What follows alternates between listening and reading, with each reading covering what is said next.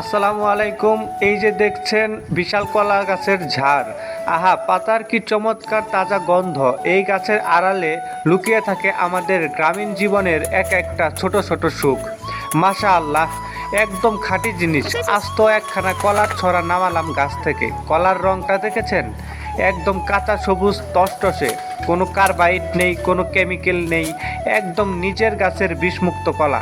ঘরে নিয়ে রেখে দেব, দুদিনেই প্রাকৃতিকভাবে পেকে একবারে মধুর মতো মিষ্টি হয়ে যাবে। কলা তো পারা হলো, এবার এই কলা গাছের ভিতরের যে নরম সাদা অংশটা, যাকে আমরা বলি কলা গাছের মজ্জা অথবা ক্যানজাল, সেটা আলাদা করলাম। এটা রান্না করে খাওয়া যায়। শুটকি মাছ দিয়ে এটা রান্না করার যে মজাটা, সেটা গ্রামীণ মানুষরাই বুঝবে। গ্রামের এই মাটির গন্ধ, গাছের তাজা ফল আর মানুষের সরল ভালোবাসা, সব মিলিয়ে এই জীবনটা আসলেই অমৃত।